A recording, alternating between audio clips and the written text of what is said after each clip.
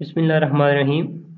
आज की इस वीडियो में हम सीएसएस में यूज़ होने वाले डिफरेंट मेजरमेंट यूनिट्स को देखेंगे, इनकी डिफरेंट टाइप्स को देखेंगे और इनके डिफरेंट यूज़ केसेस देखेंगे। तो लेक्चर 17 में हमने देखा था कि जब हम फ़ॉन्ट साइज़ की वैल्यू लिख रहे थे तो उसके साथ हमने एब्सोल्यूट यूनिट यानी ये पिक्सल का यूनिट यूज़ किया था। 1 पिक्सल जो है बेसिकली आपकी स्मॉलेस्ट यूनिट होता है आपके पिक्चर का, और आपकी स्क्रीन जो है डिफरेंट पिक्सल से मिलकर बनी होती है। इसकी डिटेल में मैंने जानना चाहता, तो आज की इस वीडियो का मकसद जो है आपको डिफरेंट यूनिट्स के बारे में बताना है और इनके डिफरेंट बेनिफिट्स क्या हैं हमारे पास। तो एब्सोल्यूट यूनिट के हमारे पास कुछ ड्रॉबैक्स हैं, क्योंकि जब हम रिस्पॉन्सिव वेबसाइट्स बनाते हैं तो हमें डिफरेंट डिवाइसेस के लिए जाके अलग से फ़ॉन्ट साइज़ लिखना पड़ता है।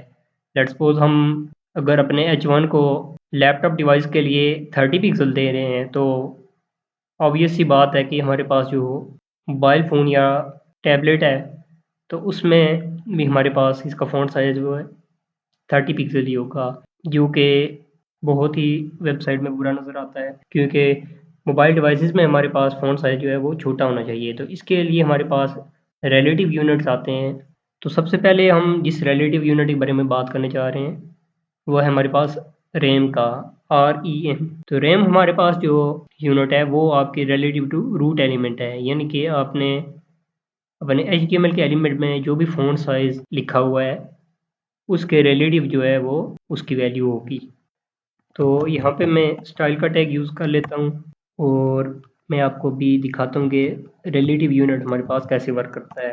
अगर हम यहाँ पे अपने H1 के एलिमेंट में कुछ इसका फ़ॉन्ट साइज़ दें, हम कहते हैं कि 2REM हो फ़ॉन्ट साइज़ इसका, ये हमारे पास 2REM फ़ॉन्ट साइज़ आ गया इसका। अगर मैं इसको 3 करता हूँ तो आप देखेंगे कि इसका फ़ॉन्ट साइज़ बढ़ जाएगा, ये आप देख सकते हैं।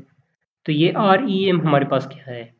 REM बेसिकली हमारे पास 1 REM जो है आपकी HTML में जो भी फ़ॉन्ट साइज़ डिटरमाइन हुआ है उसके इक्वल है, यानी कि बाय डिफ़ॉल्ट आपके HTML एलिमेंट में 16 या 18 पिक्सल होता है।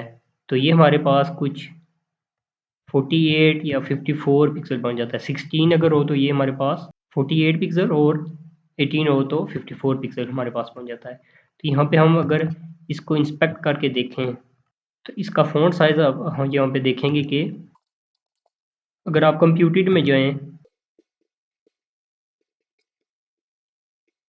और यहाँ पे आप देख सकते हैं फ़ॉन्ट साइज़ 48 पिक्सल। तो बाय डिफ़ॉल्ट हमारे पास HTML एलिमेंट का फ़ॉन्ट साइज़ 16 पिक्सल है और ये 16 इंटू 3 48। अगर मैं इसको चेंज करता हूँ 18 पिक्सल कर देता हूँ तो आप यहाँ पे देखेंगे कि इसका 54 हो जाएगा।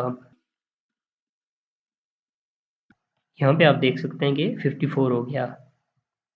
इस तरह अगर मैं इसको 20 कर देता हूँ तो ये 60 हो जाएगा। तो इस REM यूनिट का हमारे पास फ़ायदा क्या है? तो हम अगर डिफरेंट डिवाइसेस के लिए अपनी वेबसाइट बना रहे हैं, आजकल जितनी भी वेबसाइट हैं वो रिस्पॉन्सिव होती हैं, यानी कि वो मोबाइल फ़ोन पे भी अच्छी नज़र आती हैं, लैपटॉप पे भी और आईपैड्स वगैरह पे भी। तो उसके लिए आप REM का यूनिट यूज़ करते हैं। तो आप सिंपल ये करते हैं कि REM का यूनिट यहाँ पे यूज़ कर देते हैं, और जब आप अपने मोबाइल डिवाइस के लिए वेबसाइट बनाना चाह रहे हैं तो आप यहाँ पे फ़ॉन्ट साइज़ जो है उसको चेंज कर देते हैं। तो नेक्स्ट मेजरिंग यूनिट हमारे पास जो आता है वो है EM का। तो EM बेसिकली आपके पेरेंट एलिमेंट से रिलेटिव होता है, यानी कि आपने अपने पेरेंट एलिमेंट में जो भी फ़ॉन्ट साइज़ लिखा हुआ है वो उससे रिलेटिव वैल्यू होती है उसकी। तो यहाँ पे हम EM को भी देखते हैं कि ये आपकी वेबसाइट पे कैसे इफ़ेक्ट करता है। तो अगर मैं यहाँ पे अपने मेन के एलिमेंट को कुछ फ़ॉन्ट साइज़ E में दूँ, मैं कहता हूँ कि 2EM कर दो इसको फ़ॉन्ट साइज़। तो यहाँ पे हमारे पास मेन के एलिमेंट का पेरेंट कौन सा है, वो है बॉडी। तो बॉडी में हमने कोई भी फ़ॉन्ट साइज़ जो है वो नहीं लिखा हुआ, तो ये कहाँ से इनहेरिट करेगा?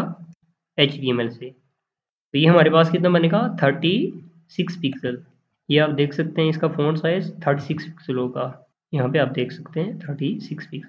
अगर मैं इसको 1EM करता हूँ तो ये 18 पिक्सल दोबारा से हो जाएगा। तो अगर मैं अब यहाँ पे अपने मेन के अलावा P के टैग में भी कुछ फ़ॉन्ट साइज़ देता हूँ, मैं कहता हूँ फ़ॉन्ट साइज़ 2EM कर दो, तो यहाँ पे आपके ख्याल में क्या होगा? कैसे कीजिए, तो यहाँ पे आप देख सकते हैं कि 1 EM यहाँ पे कैलकुलेट हुआ 18 पिक्सल, और अब हमारा जो P है वो उसका पेरेंट एलिमेंट जो है वो उससे रिलेटिव होगा फ़ॉन्ट साइज़ इसका।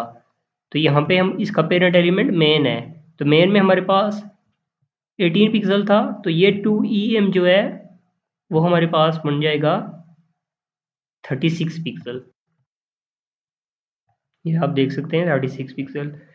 अब अगर मैं यहाँ पे इसको कुछ चेंज कर देता हूँ, 1.5 कर देता हूँ, तो यहाँ पे हमारे पास बन जाएगा 18 प्लस 27, और ये 27 यहाँ पे आ गया, ये हमारे पास मेन का 27 पिक्सल, और ये 2 EM अब इससे रिलेटिव होगा, न कि हमारे पास इससे रिलेटिव। तो 54 पिक्सल हमारे पास फ़ॉन्ट साइज़ इसका आ जाएगा। ये आप देख सकते हैं 54 पिक्सल। तो EM का बेनिफिट हमारे पास क्या है, इसके कुछ ड्रॉबैक्स भी हैं, क्योंकि आपके कुछ एलिमेंट्स जो है यहाँ पे अगर आप मेन को भी फ़ॉन्ट साइज़ दे रहे हैं, पी को भी दे रहे हैं, तो इस तरह आपका फ़ॉन्ट साइज़ जो है काफ़ी बड़ा होता जाता है। तो इसका यूज़ हमारे पास जो है वो पैडिंग्स और मार्जिन्स में है। तो जब हम पैडिंग्स और मार्जिन्स के बारे में बात करेंगे तो आप वहाँ पे देखेंगे कि EM को हम कैसे इफ़ेक्टिवली यूज़ कर सकते हैं। अभी मैं इनको कमेंट आउट कर देता हूँ ताकि नेक्स्ट यूनिट को समझने में आपको आसानी हो। फिर हमारे पास नेक्स्ट यूनिट जो आता है वो है परसेंटेज का यूनिट। परसेंटेज का यूनिट जो है वो ये करता है कि आपके पेरेंट एलिमेंट में जो भी आपने फ़ॉन्ट साइज़ डिटरमाइन किया हुआ है उसके परसेंटेज कैलकुलेट करता है, और फिर जो है फ़ॉन्ट साइज़ को कैलकुलेट करता है। तो यहाँ पे अगर मैं कहता हूँ कि मेरे H1 का फ़ॉन्ट साइज़ जो है 50% कर दो, तो यहाँ पे आपके ख्याल में क्या होगा?